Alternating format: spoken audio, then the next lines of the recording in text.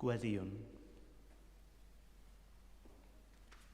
Holl alluog dad, edrych yn drygarog a dy deulu, am y bu Iesu Grist ein harglwydd yn barod I gael I frydychu ei foen, a'i dryddodi I ddwylo pecadwriad a dioddef angau ar y groes, sy'n fyw ac wedi yn ei ogneddu gyda thi, yr ysbryd glân, yn un diw, yn awr a hyd byth. Amen.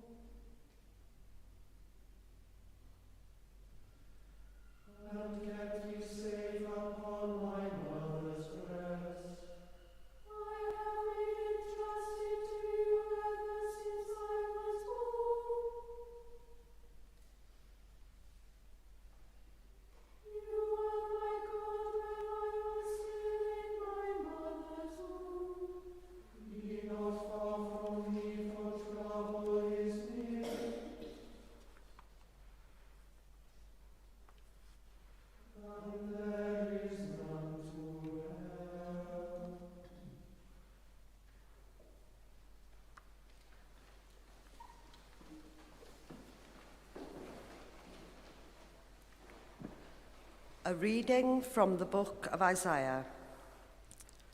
Thus says the Lord, see, my servant shall prosper. He shall be exalted and lifted up, and shall be very high. Just as there were many who were astonished at him, so marred was his appearance, beyond human semblance, and his form beyond that of mortals. So he shall startle many nations. Kings shall shut their mouths because of him. For that which had not been told them they shall see, and that which they had not heard they shall contemplate. Who has believed what we have heard, and to whom has the arm of the Lord been revealed? For he grew up before him like a young plant, and like a root out of dry ground. He had no form of majesty that we should look at him, nothing in his appearance that we should desire him. He was despised and rejected by others, a man of suffering and acquainted with infirmity.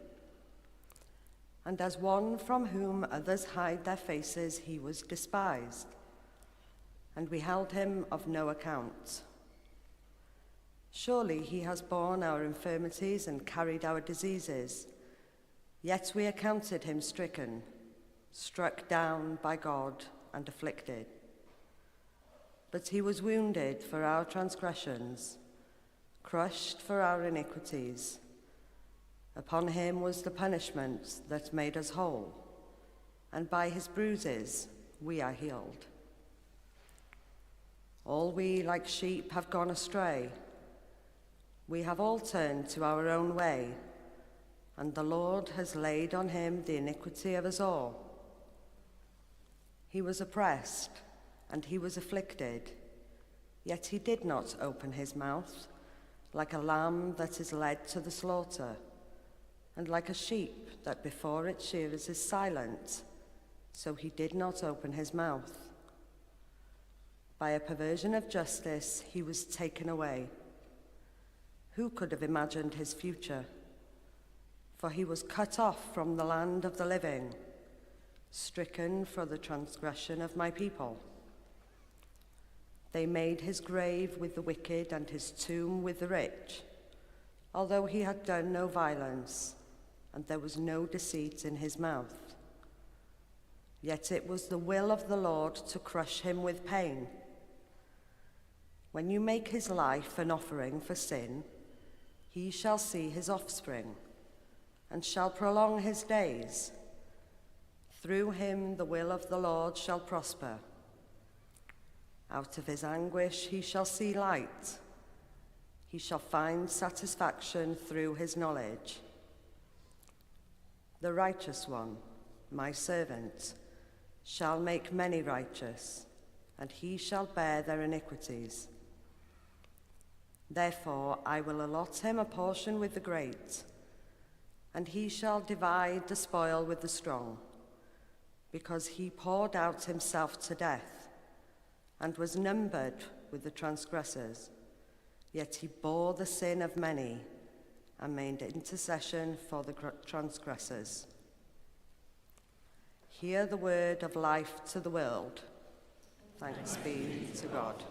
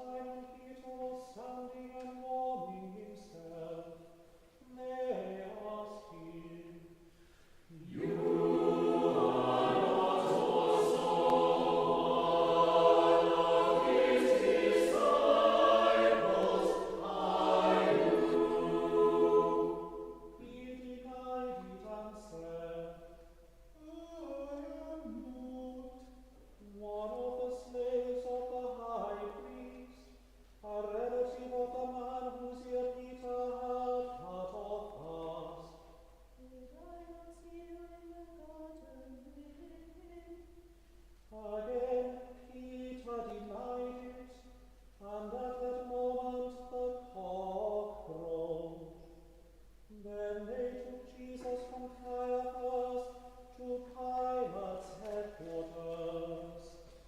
It was early in the morning. They themselves did not enter the headquarters, so as to avoid ritual defilement and to be able to eat the Passover.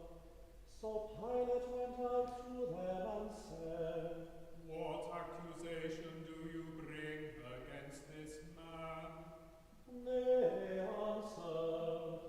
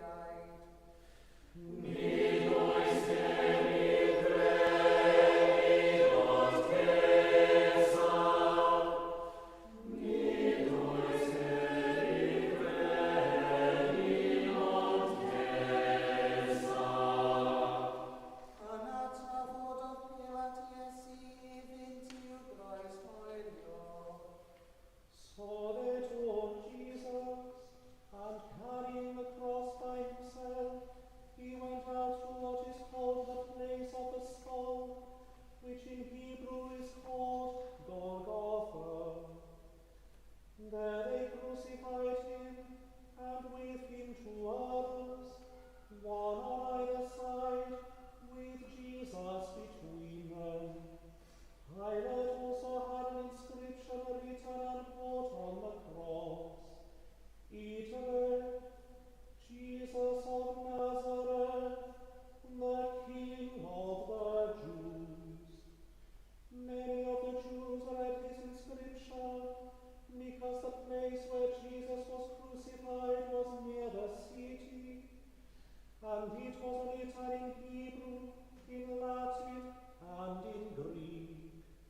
Then the chief priests of the Jews said to Pilate, "Do not write the King of the Jews. Do not write the King of the Jews, but this man said, I am the King of the Jews." Pilate answered, What I have written, I have written. When the soldiers had crucified Jesus, they took his clothes and divided them into 4 parts, one for each soldier. They also took his tunic. Now the tunic was seamless, woven in one piece from the top.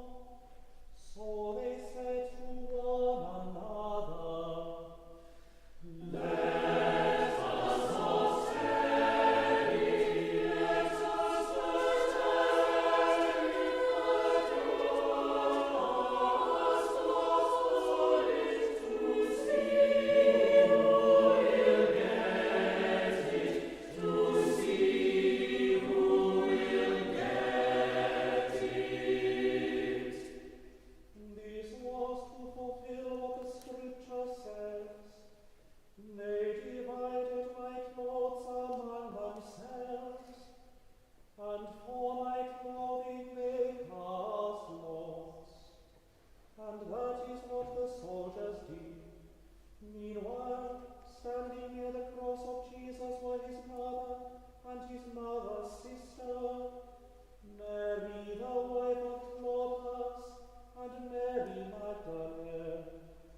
When Jesus saw his mother and the disciple whom he loved standing beside her, he said to his mother, "Woman, here is your son."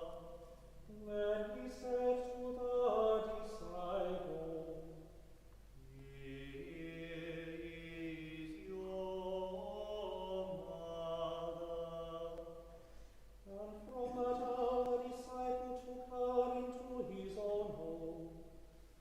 After this, when Jesus knew that all was now finished, he said, in order to fulfill the scripture, "I am thirsty." A jar full of sour vinegar was standing there, so they put a sponge full of the wine on a branch of hyssop and held it to his mouth. When Jesus had received the wine, he said, "It is finished." Then he bowed his head and gave up his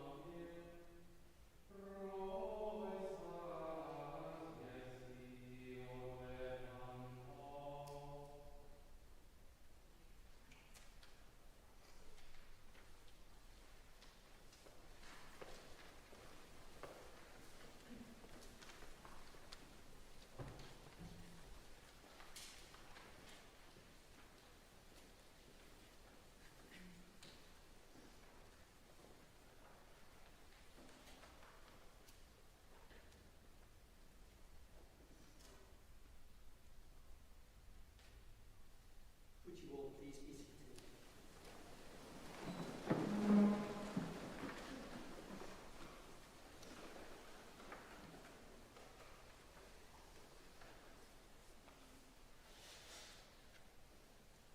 Words from St. Augustine. The death of the Lord our God should not be a cause of shame, but rather our great hope, our glory. For in taking upon himself the death that he found in us, he has most faithfully promised to give us life in him, such as we cannot have of ourselves. We draw near to the events so remarkably described and sung in that gospel reading. And our focus intensifies as we hear the story of a crucifixion, offered in part by the vivid witness accounts of the Gospels. In another place, a man from Cyrene who helps Jesus carry the cross. Women weeping along the Via Dolorosa. And this strange and extraordinary alliance of authorities bent on putting an end to the renegade preacher. And their descriptions usher us in, helping us to be present, to hear, to watch, to step into the events themselves by our imagination. The great unfolding of God's good purposes become ours personally. We hear of a world restored through wounds and scars, and of lives transformed by grace. Unpacking all of this, we might understand these great hymnic words. Here is love, vast as the ocean, and William Williams, death of death and hell's destruction. But all of this is visceral in the experience of Jesus, and a world apart from some of the poetry of the Romantics, who also speak of a beauty of a world which is to be longed for. John Keats, in a poem, said this: "When old age this generation waste, thou shalt remain in midst of other woe than ours, a friend to man, to whom thou sayest, beauty is truth, truth, beauty, that is all ye know on earth, and all ye need to know." He gazes at a piece of pottery. He looks at the figures still, always beautiful, always young, always still. But they are also cold and pitiless and speechless, locked and lost in time. Here in these figures there is no agony. In the words of the collect, there is no bloody sweat. Here there is humanity, just frozen in time. And so his death, so different from these figures, like his appearance in the garden, brings us face to face with a different kind of God. A God who knows weakness, loneliness, and grief. An incarnate God who shares life's ills and agonies. And our redemption comes not with the waving of a wand, a piece of magic, but by infusing a dying world with divine power and love. And all of this by a cross. I began with a Christian theologian and will end with another, but hear an anonymous writer describing the wonder of Adam restored, the fruit of the cross. In place of the tree which brought shame and misery, he now sees beauty and dignity restored.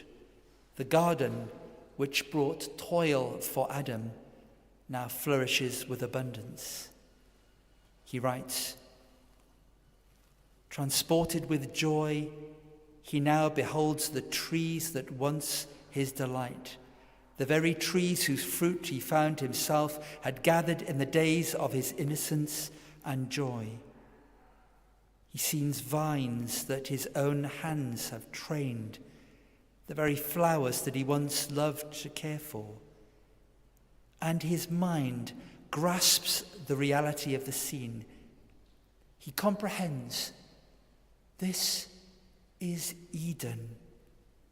This is Eden restored, more lovely now than when he was banished from it. And the Saviour leads him to the tree of life and plucks the glorious fruit and bids him eat. So we walk with Christ, but not with fear, but with the assurance that those wounds have healed our world. And Augustine, who invited deepest gratitude for his death, could write that this was our greatest glory. The wounding of Jesus brings God's life, rich, abundant, and full, to each and every one of us. Thanks be to God. Amen.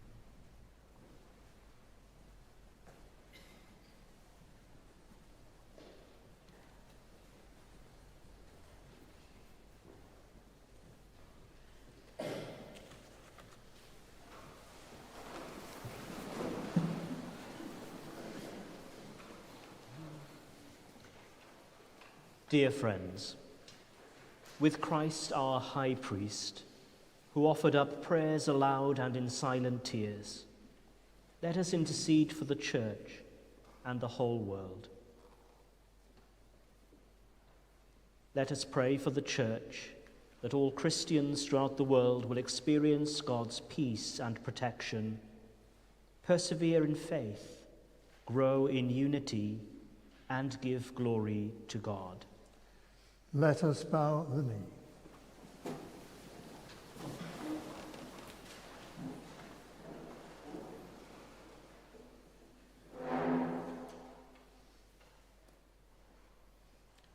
Arise.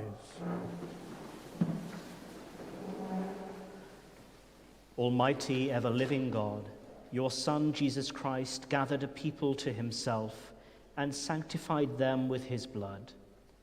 Watch over your church throughout the world, that we may be firm in faith and proclaim your name to all people, through Christ our Lord. Amen. Let us pray for all who minister in the Lord's name, for Andrew, our Bishop and Archbishop of Wales. Please pray for me and all bishops, priests and deacons, and for all God's faithful people, that filled with grace, they may serve God faithfully. Let us bow the knee.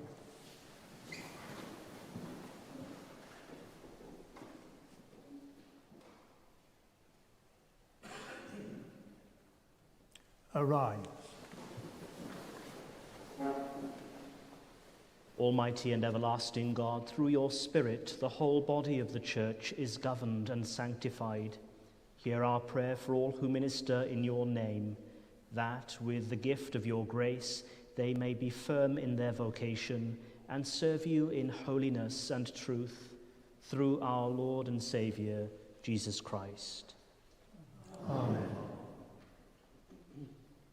Let us pray for those preparing for baptism, that through the waters of rebirth they will increase in faith and understanding and rejoice in being one with Jesus Christ. Let us bow the knee.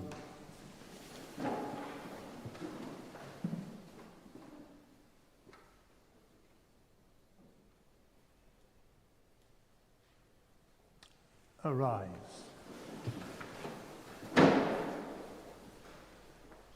Almighty God, you continually renew your church in faith and number.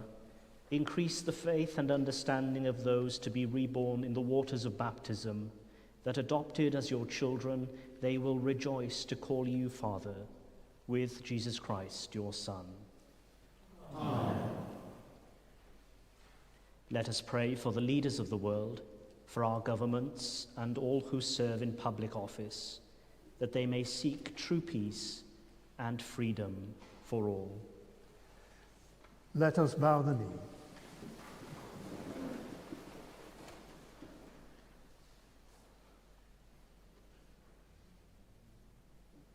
Arise. Most gracious God and Father, you reach out to every human heart and desire the good of all people.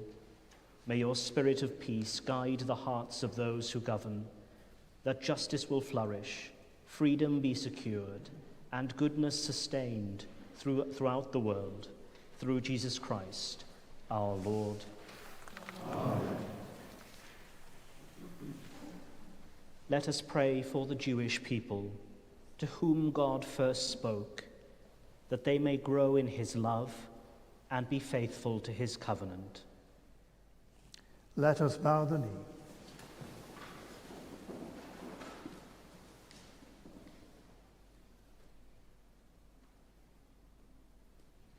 Arise.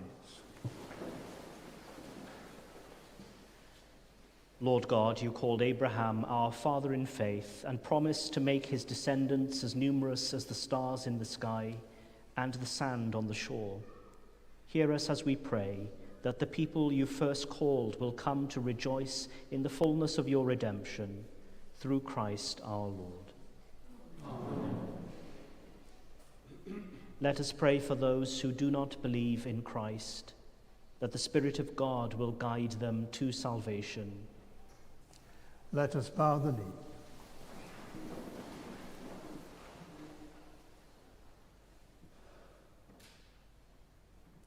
Arise.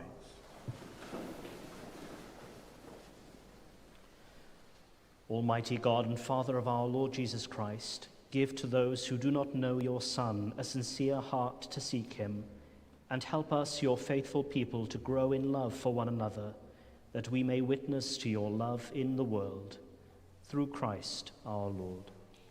Amen. Let us pray for those who cry out in suffering, for the hungry and thirsty, the captive, the poor, the sick, and those who are close to death, that God will bring the whole of creation to its perfect fulfillment. Let us bow the knee.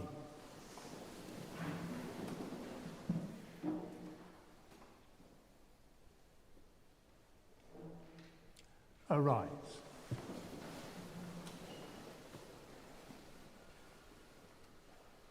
Almighty and everlasting God, you comfort those who mourn and strengthen those who struggle. May all who cry to you come to know your love and mercy in their hour of need. Through Christ our Lord. Amen.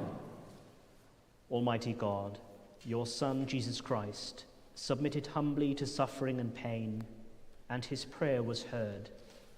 May all who find comfort in his outstretched arms and find healing in his wounds. We ask this through the same Jesus Christ, our Lord. Amen.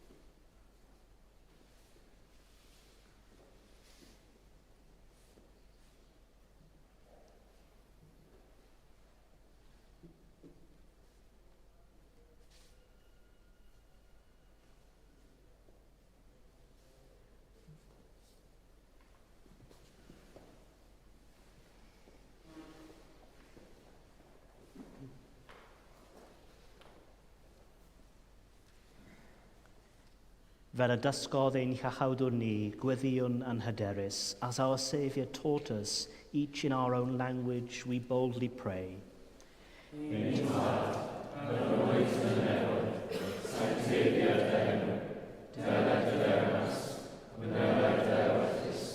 Megis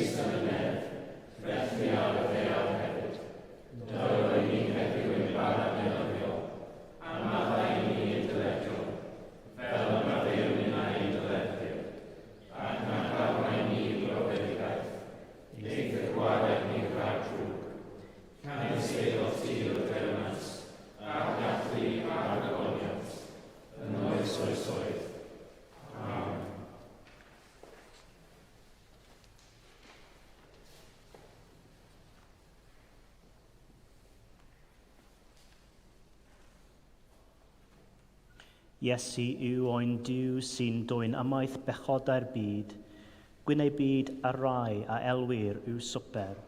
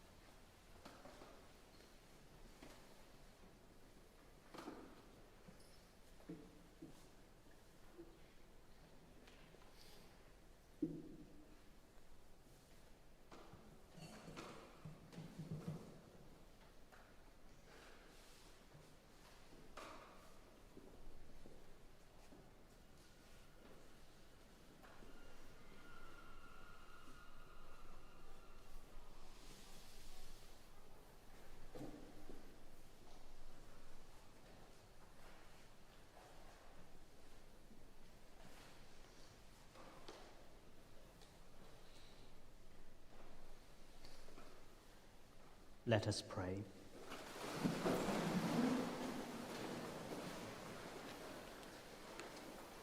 From the throne of grace, O God of mercy, at the hour of your Son gave himself to death, hear the devout prayer of your people.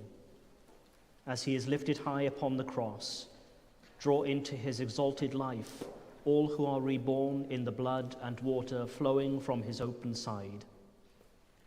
Most merciful God, who by the death and resurrection of your Son, Jesus Christ, delivered and saved the world, grant that by faith in him who suffered on the cross, we may triumph in the power of his victory. Through Jesus Christ, your Son, our Lord, who is alive and reigns with you in the unity of the Holy Spirit, one God, now and forever. Amen.